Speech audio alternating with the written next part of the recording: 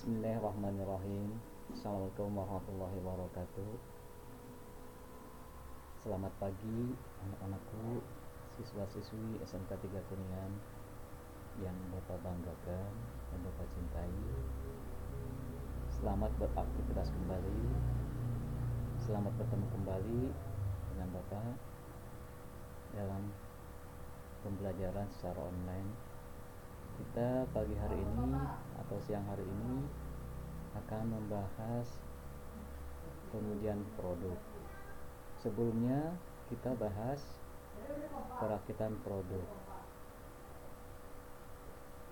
Namun sebelum ke materi,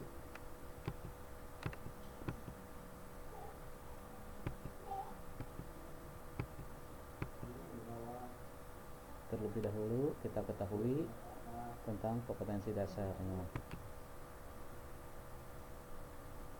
Yang pertama 3.14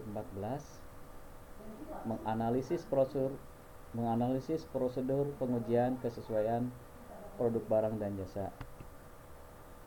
4.14 melakukan pengujian fungsi produk barang atau jasa. Tujuan pembelajaran. Setelah mempelajari bab ini, diharapkan siswa dapat memahami hakikat pengujian produk. Siswa dapat memahami tujuan, fungsi, dan standar pengujian produk. Siswa dapat mengetahui pihak-pihak yang berwenang dalam menguji produk. Dan yang terakhir, siswa dapat memahami proses evaluasi produk melalui pengendalian mutu. Selanjutnya, hakikat pengujian produk dan mengenali pengujian produk. Hakikat pengujian produk. Pengujian produk merupakan kegiatan penting untuk menjamin kualitas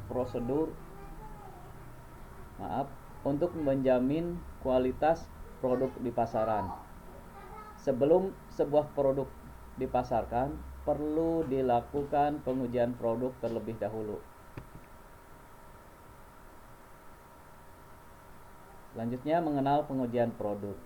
Pengujian produk atau pengujian konsep produk merupakan suatu kegiatan yang ada di dalam salah satu tahap pengembangan produk. Pengujian produk berfungsi untuk mengetahui kelayakan produk di mata konsumen. Selanjutnya, prosedur pengujian produk. Setiap pengujian produk atau konsep produk harus mencakup beberapa pertanyaan inti, diantaranya 1. Apakah konsep produknya jelas dan mudah dipahami? 2. Manfaat khas pada produk yang tidak ada pesaing. 3. Apakah konsumen menyukai produk dibanding pesaing? 4. Apakah Anda bersedia dengan produk ini? 5. Apakah produk ini memenuhi kebutuhan Anda? 6. Perbaikan seperti apa yang diusulkan terhadap produk ini? 7. Berapa harga jual yang pantas untuk produk tersebut? 8. Desain dan kemasan seperti apa yang Anda usulkan terhadap produk ini? Selanjutnya, secara garis besar terdapat 4 kegiatan inti dalam proses pengujian pasar atau produk. Di antaranya 1. Pengujian teknis, yaitu dengan cara membuat prototip yang merupakan approximation produk akhir. 2. Pengujian referensi dan kepuasan yang digunakan untuk menetapkan elemen-elemen yang akan dirancang dalam rencana pemasaran dan untuk membuat ramalan penjualan awal dari produk baru. Ada 2 cara tipe pengujian ini. A. meminta konsumen untuk memakai suatu produk selama jangka waktu tertentu. Kemudian, mereka diminta untuk menjawab sejumlah pertanyaan berkaitan dengan referensi dan kepuasan. B. Melakukan business test sedemikian rupa sehingga konsumen membandingkan berbagai alternatif produk tanpa mengetahui nama, merek, atau produsennya. 3.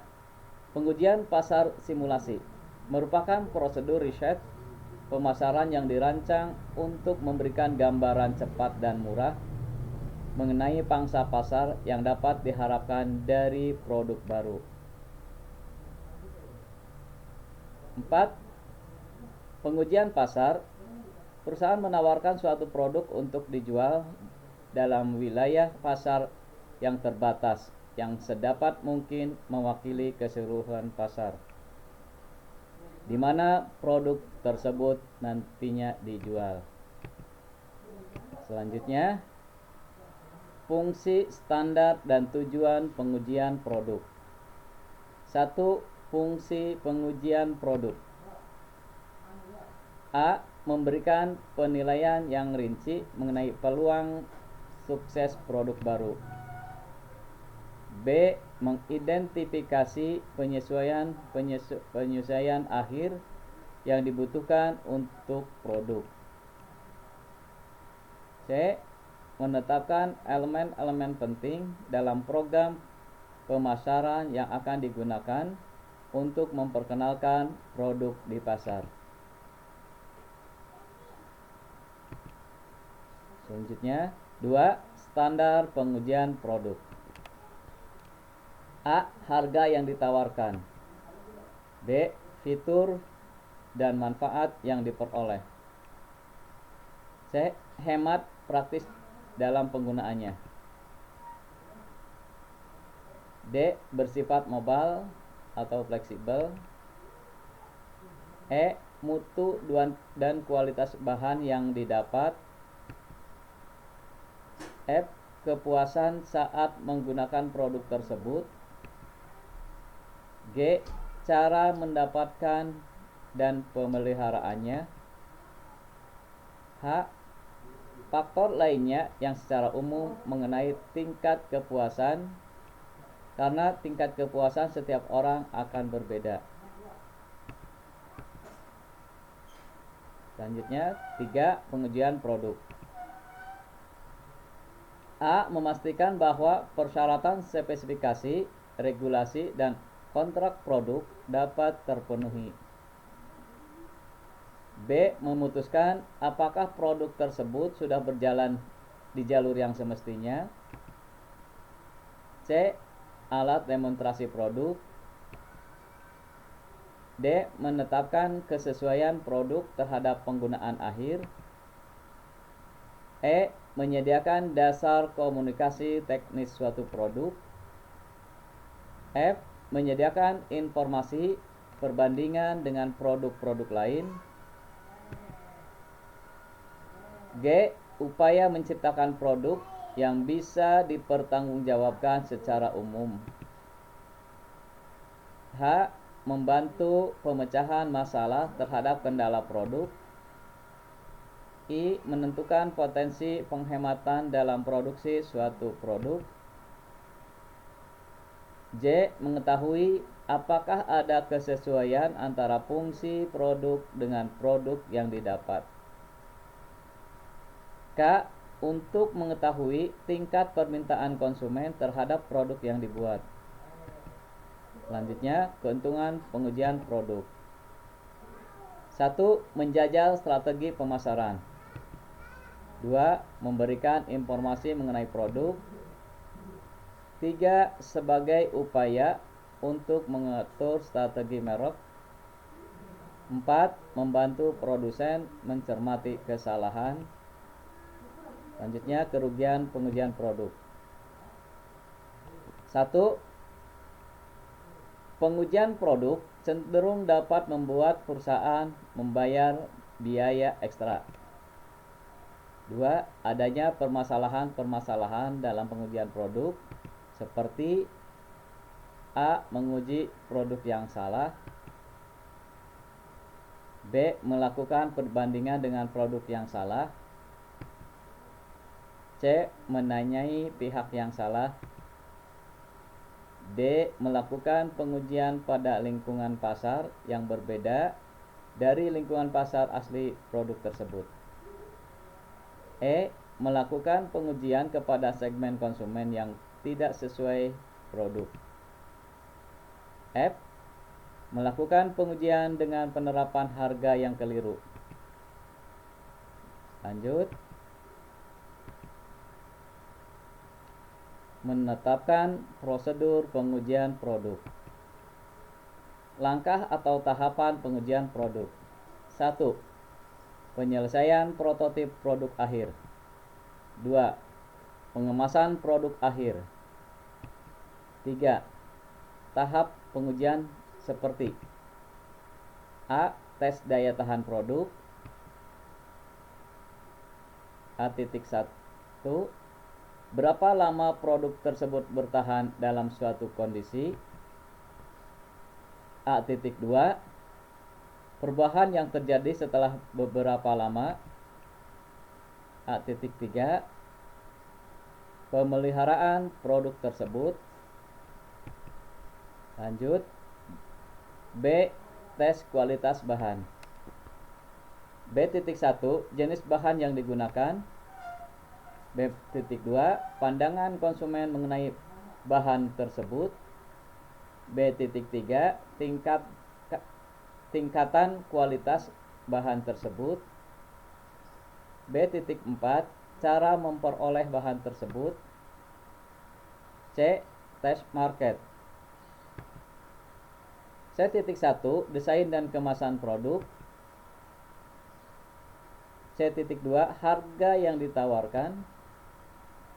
C.3. Fitur dan manfaat yang diperoleh. C.4. Keunggulan produk tersebut. C.5. Hemat dan praktis dalam penggunaannya. D. Tes kepuasan konsumen. D.1. Tingkat kepuasan yang didapat. D.2. Layanan purna jual yang harus disiapkan. D.3. Perlu tidaknya respon balik produsen ke konsumen. Lanjut. Menyusun tahapan pengujian produk.